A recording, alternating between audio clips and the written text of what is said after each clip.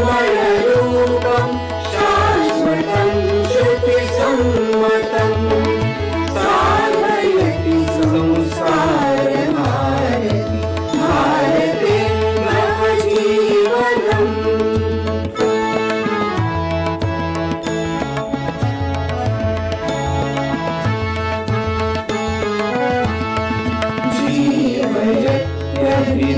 जीवयत्यभिलेखमखिलं सप्तवर्णसमीकृतं प्लावयति रससिन्धुना प्रतिबिम्बमानसनन्दनं साधयति संसारभारती भारते नवजीवनम् साधयति संसारभारती भारते नवजीवनम् भारते नवजीवनम् भारते नवजीवनम्।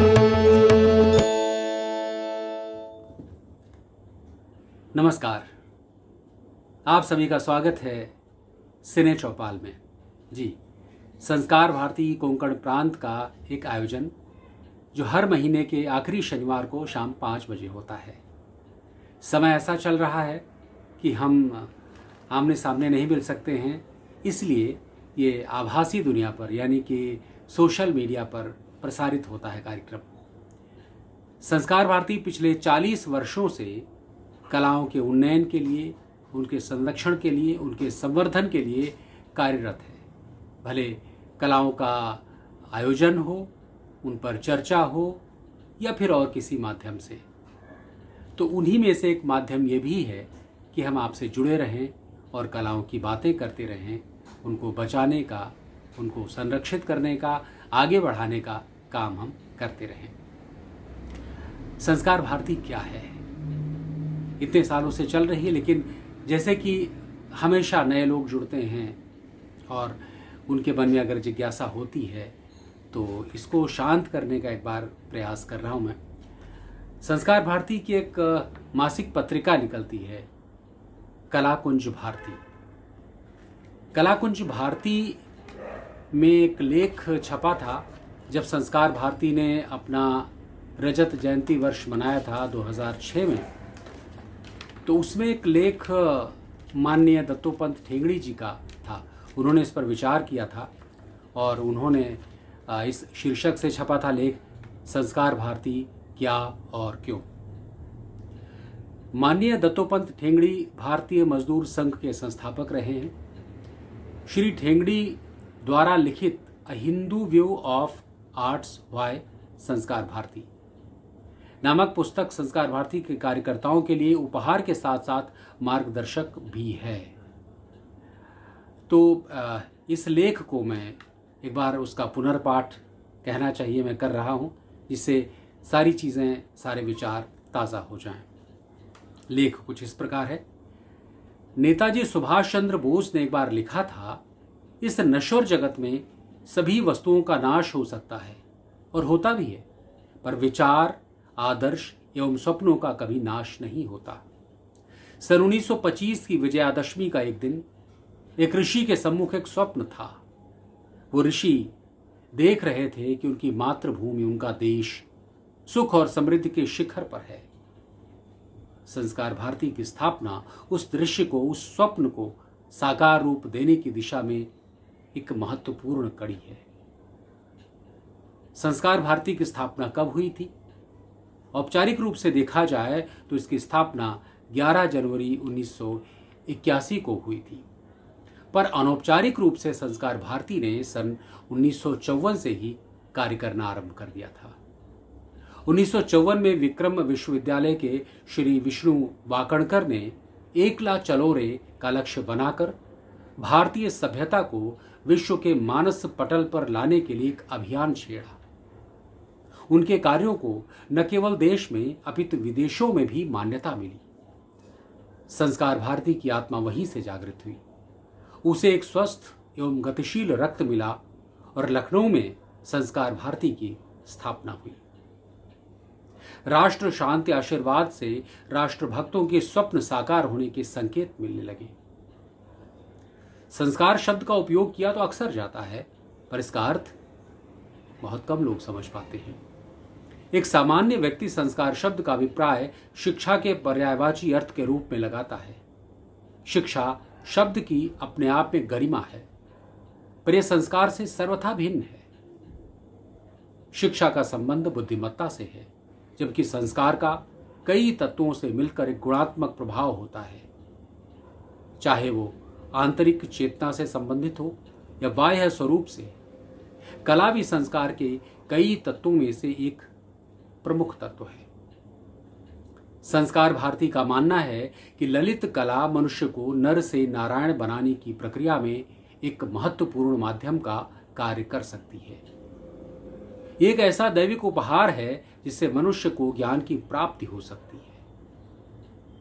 अधुनातम जानकारी के अनुसार प्राचीन कलाओं में नए तथ्य जुड़े, साथ ही कला की नई नई विधाओं ने भी जन्म लिया। विज्ञान ने मानव की जीवन शैली के प्रत्येक क्षेत्र को प्रभावित किया, चाहे वो खाना पकाने की प्रक्रिया हो या फिर रहन सहन को लेकर हो। जाहिर है विज्ञान का कला के ऊपर भी प्रभाव पड़ा। संस्कार बाह्य एवं आंतरिक जगत से प्रभावित भी होते हैं और उस पर प्रभाव भी डालते हैं। मानव मस्तिष्क में आने वाले छोटे छोटे विचारों की लहर एवं प्रकृति का घटनाक्रम संस्कार की रचना करता है। स्वामी विवेकानंद के अनुसार मनोविज्ञान, अध्यात्म एवं धर्म से आंतरिक सत्य की प्राप्ति होती है, तो भौतिक विज्ञान से बाह्य सत्य की और पूर्ण सत्य की प्राप्ति दोनों ही जगत के समान अनुभव से प्राप्त होती है। कला के माध्यम से संस्कार मनुष्य को शिखर पर ले जाते हैं। भूत एवं वर्तमान की प्रत्येक घटनाओं का हमारे वर्तमान संस्कार की दशा पर गुणात्मक प्रभाव पड़ता है। संस्कार एवं कला के समग्र एवं तटस्थ मूल्यांकनों के लिए इन सब तथ्यों का विचार करना आवश्यक है, अन्यथा इसके अभाव में किया गया मूल्यांकन अर्थहीन सिद्ध होगा। संस्कार पर प्रभाव डालने वाले प्रमुख तत्व इस प्रकार हैं: भूगर्भ एवं भौगोलिक दशाएं, मौसम, प्राकृतिक संसाधन, प्राकृतिक आपदा, बाढ़, सूखा, तूफान, अकाल, भूकंप आदि, मौसमी उच्चावच एवं पर्यावरण के तत्व, उत्पादन एवं विनाश के साधन, प्रारंभिक साधनों से लेकर अधुनातन तकनीक तक और लाठी एवं पत्थर से लेकर परमाणु शस्त्रों तक। इसके अलावा आपसी संबंधों में मानवीय स्वभाव से आए सामयिक बदलाव, उत्पादन, विनाश, विनिमय, उपभोग और वाणिज्यिक प्रक्रिया की पद्धति, जीवन के प्रति विचार, मृत्यु और मृत्यु के बाद जीवन, आत्मा, ईश्वर, प्रकृति, नैतिकता, अध्यात्म, सही गलत, सामाजिक नियम, रीति रिवाज, व्यवहार, रहन सहन, त्योहार, समारोह एवं सज्जन व्यक्ति को लेकर एक विचार, विलासिता, अवसर, तनाव एवं चुनौती के प्रति रुझान, सुंदरता, विवाह, यौन उन्मुक्तता, तलाक, गर्भपात आदि सामाजिक परिस्थितियों को लेकर एक विचार करने की पद्धति, ऐतिहासिक घटनाओं, ऐतिहासिक व्यक्तियों एवं ऐतिहासिक साहित्य का प्रभाव, सभ्यता की अवस्था जिससे सामाजिक, राजनैतिक, आर्थिक, नैतिक, सांस्कृतिक स्तर एवं वैचारिक स्तर आदि शामिल है। द्वितीय विश्व युद्ध की समाप्ति के बाद एक नए समाज की रचना के प्रयास शुरू किए गए थे। इस उद्देश्य के लिए आर्थिक, राजनैतिक एवं धार्मिक स्वाधीनता आवश्यक है, पर सौंदर्य की भावना के अभाव में क्या ये प्रयास पर्याप्त रहेंगे? पर सौंदर्य की एक प्रश्न एक पश्चिमी लेखक ने अपनी पुस्तक the aesthetic necessity of life में पूछा। लेखक ने लिखा है कि नए समाज की रचना सौंदर्य अनुभूति के अभाव में संभव नहीं है। मानवीय संवेदनाओं के अभाव में बुद्धिमत्ता खतरनाक है। पूज्य डॉक्टर हेडगेवार के अनुसार हमारे देश में कला के लिए तो कई संस्थान हैं, पर हृदय के लिए एक भी संस्थान नहीं है। प्रताड़ित मानवता इस संदेश से एक आशा की किरण ले सकती है। कला आतंक एवं अपराध पर भी अंकुश लगाती है। महत्वपूर्ण बात है समझने वाली। एक बार मैं फिर से दोहराना चाहता हूं कि कला आतंक एवं अपराध पर भी अंकुश लगाती है। इस स्थिति में संस्कार भारती अंतर्राष्ट्रीय पटल पर एक महत्वपूर्ण भूमिका निभा सकती है। अर्नॉल्ड के ही शब्दों में, हम इन दिनों उस काल में रह रहे हैं जो कि विश्व के इतिहास के लिए एक परिवर्तन का काल है, लेकिन इस परिवर्तन काल में यह स्पष्ट हो गया है कि पश्चिम का दर्शन मनुष्य के लिए आत्मघाती सिद्ध होगा और भारतीय दर्शन ही विश्व के लिए एकमेव मार्ग होगा। ये विचार माननीय दत्तोपंत ठेंगड़ी जी के, जिसे उन्होंने संस्कार भारती के रजत जयंती वर्ष 2006 में व्यक्त किए थे, आज भी उतने ही नवीन हैं। और हमें लगता है कि आज एक बार उन्होंने जिक्र किया है कि द्वितीय विश्व युद्ध के बाद आज जो महामारी का दौर है ऐसा ही कुछ है। इसमें कितनी चीज़ें परिवर्तित हो गई हैं, कला के रूप जैसे परिवर्तित हो रहे हैं, उनका अभिवाचन परिवर्तित हो रहा है, उनका प्रदर्शन परिवर्तित हो रहा है, एक दूसरे तक कला पहुंचाने की प्रक्रिया परिवर्तित हो रही है। तो निश्चित रूप से संस्कार भारती इसमें भागीदार रहेगी और जितना जैसे संभव होगा मनुष्य को बचाने की, मनुष्यता को बचाने की कोशिश करती रहेगी, प्रयास करती रहेगी संस्कार भारती। और उसी में एक छोटा सा प्रयास ये स्नेह चौपाल भी है कि हम आपसे जुड़े रहें, कलाओं की बात करते रहें। तो ये हमने आरंभ कर दिया है। इसके बाद वर्षा जी को मैं कह रहा हूँ वो आगे के कार्यक्रम प्रस्तुत करेंगी। नमस्कार, मैं वर्षा अय्यर, संस्कार भारती चित्रपट आयाम कोकण प्रांत से। आज हम ये कार्यक्रम प्रस्तुत कर रहे हैं। ये कार्यक्रम लाने का या कार्यक्रम करने का, सिने चौपाल ये कार्यक्रम करने का ये मात्र कारण ये है कि हम सारे ही कलाकारों को अलग अलग तरीके से उनकी एनर्जी को एनहांस करना चाहते हैं, उनकी एनर्जी को बढ़ाना चाहते हैं, उनकी एनर्जी को शेयर करना चाहते हैं। हम हमारे साथ और हमारे कलाकारों के साथ ये एनर्जी हम शेयर करना चाहते हैं। हमने पहले भी ऐसे बड़े बड़े लोगों को हमने बुलाया और उनके अनुभव आप लोगों के साथ शेयर किए। तो जो अनुभव ये लोग शेयर करते हैं उसके साथ साथ हमें वो एक एनर्जी दे के जाते हैं, एक ऐसा एक ऑरा होता है उन लोगों का जो एनर्जी से भरा हुआ होता है और उनके अनुभव इतने अच्छे होते हैं जो बहुत ही एनर्जेटिक होते हैं और वो हमें और प्रोत्साहित करते हैं और उत्साहित करते हैं। तो आज हम ऐसी ही एक छोटी नन्ही सी कलाकारा को इस मंच पर लेकर आए हैं जिनका नाम है आर्या सावंत। ये कथक सीखती है, बहुत ही छोटी सी बच्ची थी तब से ये कथक सीख रही है। आज वो 14 साल की है, 10th में पढ़ती है। और आज हमने उनसे थोड़ी रिक्वेस्ट की कि आप हमारे लिए परफॉर्म करेंगे क्या, तो गणेश वंदना। तो उन्होंने बोला कि हाँ मैं ये करूँगी और बड़ा खुशी के साथ साथ उन्होंने ये हमारा प्रस्ताव जो है वो एकदम से एग्री किया, उन्होंने एकदम स्वीकार कर लिया और बोला कि हाँ मैं ये करूँगी। तो इसलिए उनका ये परफॉर्मेंस हमने इस पर अभी आपको दिखाएंगे। तो आर्या सावंत ये कथक डांसर है और ये कथक आज हमारे सामने करने वाली है। संस्कार भारती चित्रपट आयाम कोकण प्रांत से मैं वर्षा अय्यर और अभी आने वाली है आर्या सावंत। ओम नमः शिवाय।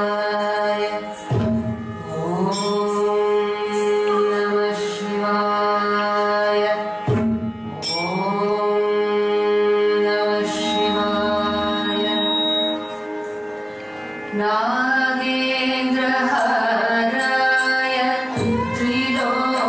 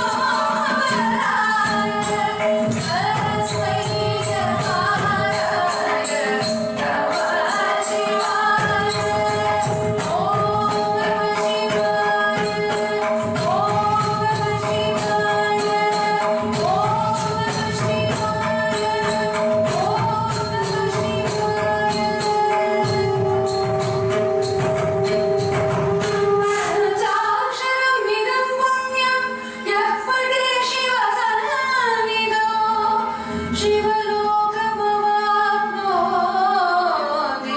शिवेन सह मोदते।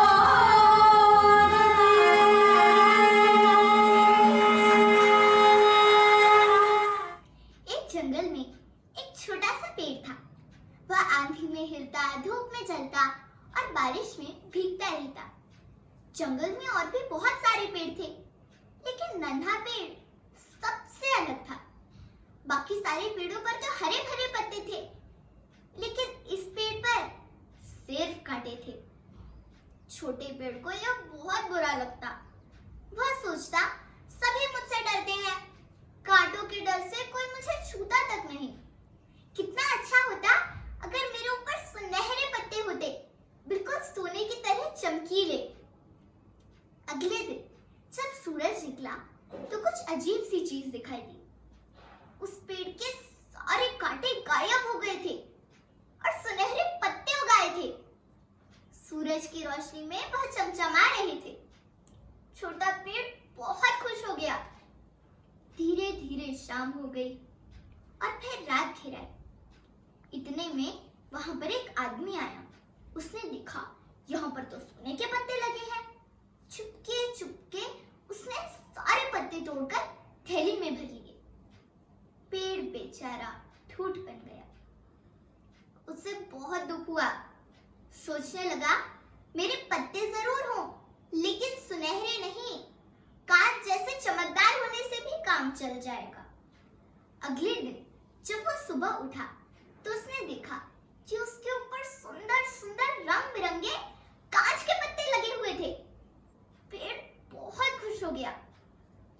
अचानक कहीं से काले बादल छा गए और धीरे धीरे सूरज बादलों के पीछे छिप गया। न जाने कहां से तेज आंधी आई और पूरा जंगल हिलने लगा। बड़े बड़े पेड़ तक जोर जोर से हिलने लगे। इसी बीच छोटे पेड़ के सारे कांच के पत्ते झड़ झड़ कर चकनाचूर हो गए। पेड़ बेचारा ठूठ बन गया। उससे बहुत दुख हुआ। सोचने लगा, अब ना मुझे सोने के पत्ते चाहिए ना कांच के। बाकी पेड़ों की तरह हरे भरे पत्ते भी काफी होंगे मेरे लिए। अगले दिन जब वह सुबह उठा तो उसने देखा कि उसकी डाली पर हरे भरे पत्ते थे। अब मैं सचमुच बहुत खुश हूँ, छोटे पेड़ ने सोचा। इतने में वहां से गुजरते एक बकरे ने छोटे पेड़ पर हरे पत्ते देख लिए। वो छटपटाकर उन्हें खाने लगा। पेड़ चुपचाप देखता रहा। करता भी तो क्या, बकरे ने सब पत्ते खा लिए। पेड़ बेचारा फिर से टूट बन गया। दुखी होकर उसने कहा, धत तेरी की, नहीं चाहिए मुझे पत्ते, न कांच के, न सोने के, न हरे। इन पत्तों से तो मेरे पुराने कांटे ही अच्छे थे।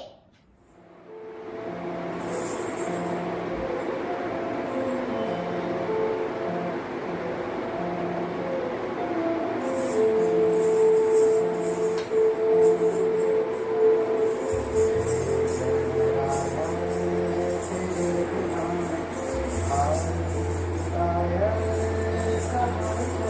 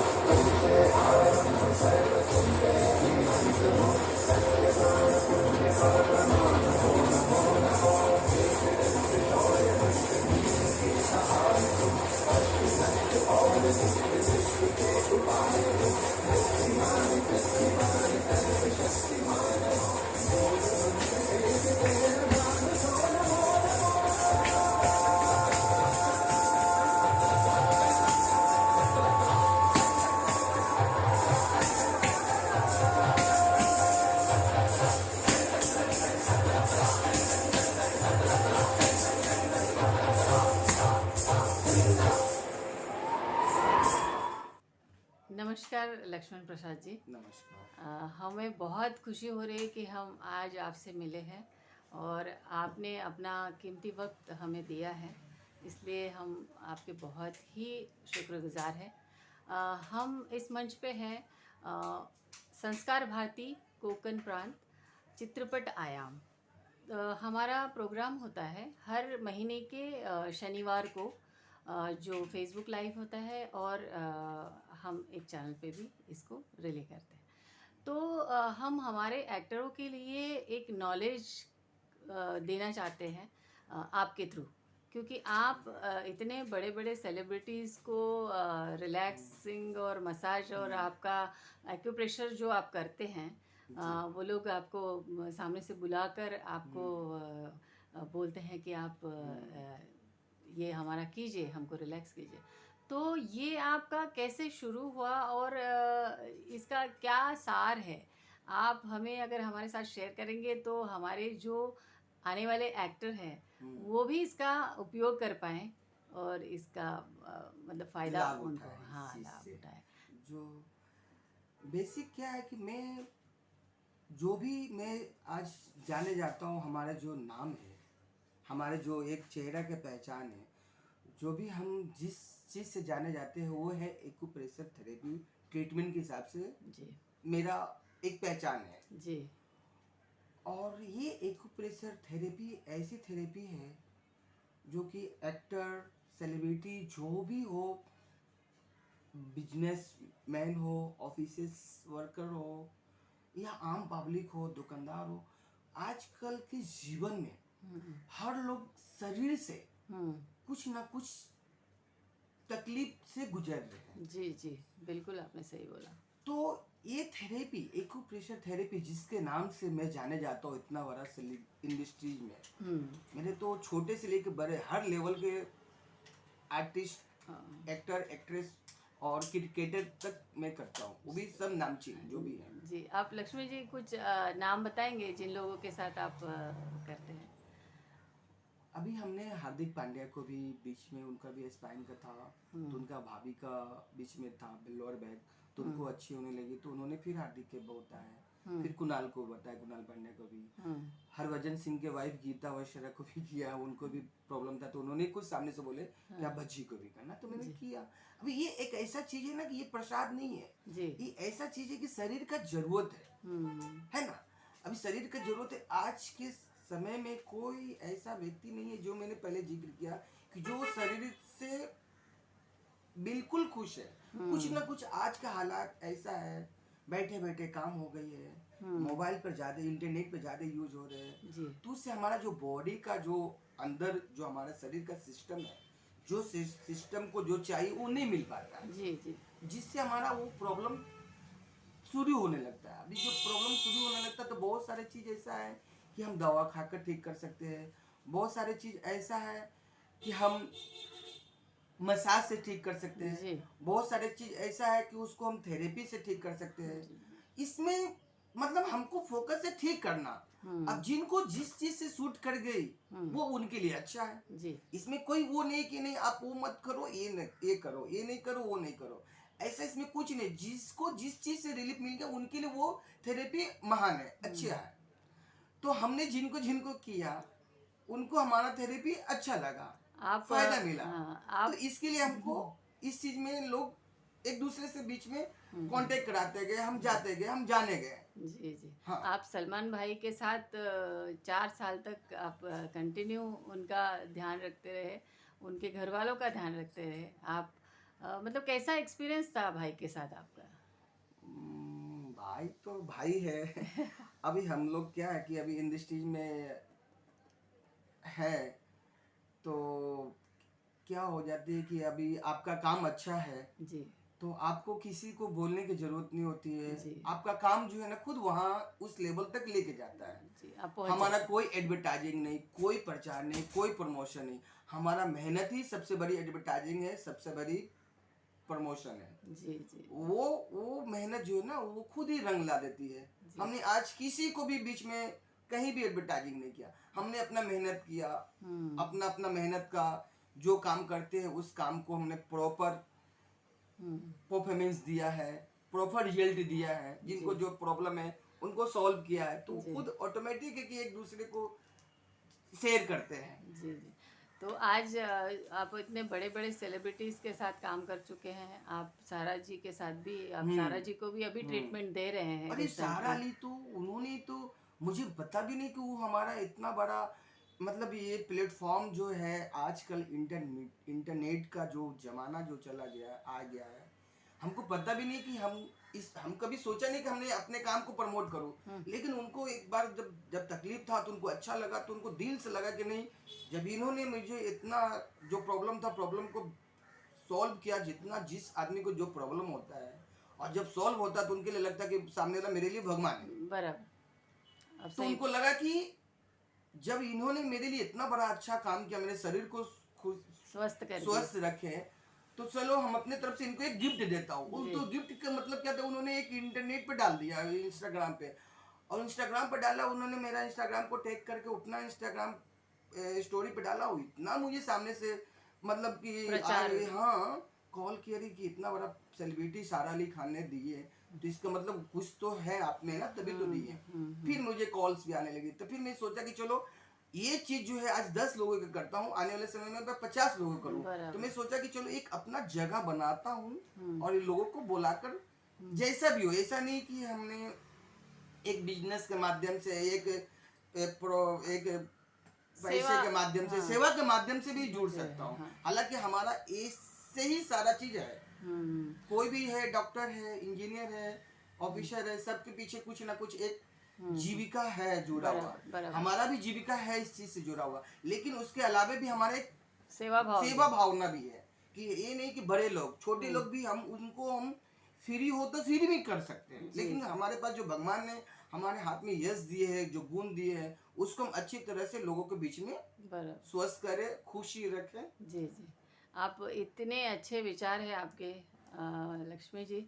हमें मतलब आपसे मिलकर इतनी खुशी हुई है। संस्कार भारती और चित्रपट आयाम आपका बहुत बहुत दिल से शुक्रगुजार है, और आपने अपना कीमती समय हमें दिया है, इसलिए आपको मैं सभी की तरफ से बहुत धन्यवाद देती हूँ और थैंक यू बोलती हूँ। Thank you.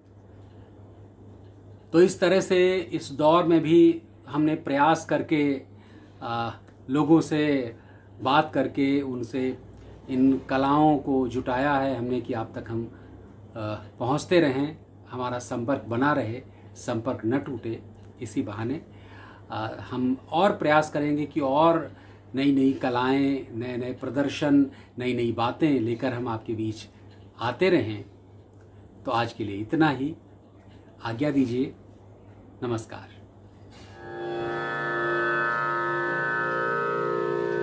वंदे मातरम,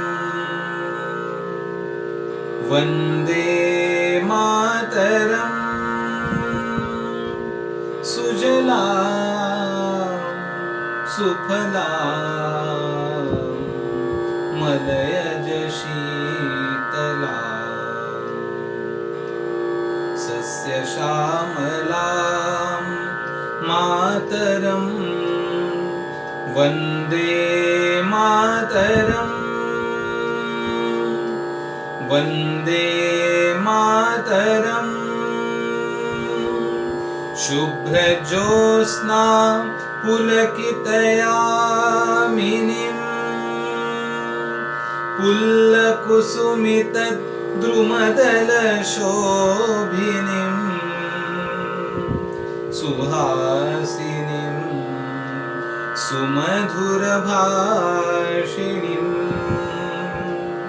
सुखदां वरदां मातरम्, वंदे मातरम्, वंदे मातरम्। कोटि कोटि कंठ कल कल निनाद कराले, कोटि कोटि भुजैर धृतैर करवाले, अबला के नुमा बाहुबले बाहुबलधारिणीं नमामि तारिणीं रिपुदलवारिणीं मातरम् वन्दे मातरम् वन्दे मातरम् तुम्ही विद्या तुम्ही धर्म तुम्ही हृदि तुम्ही मर्म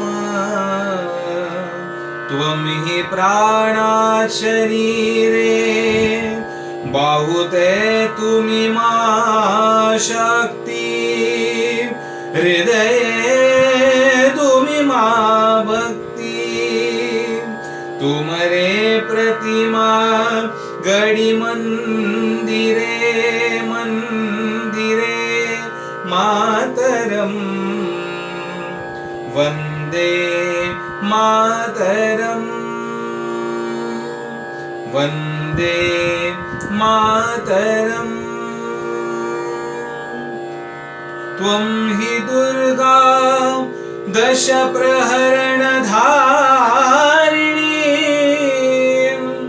कमलां कमलदलविहारिणी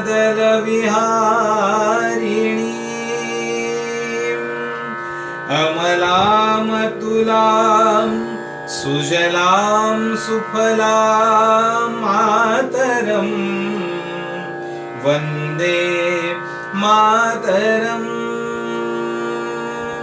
वन्दे मातरम् श्यामलां सरलां सुस्मितां भूषितां धरणीवरणीं मातरम् वन्दे मातरम् वन्दे मातरम् वन्दे मातरम्।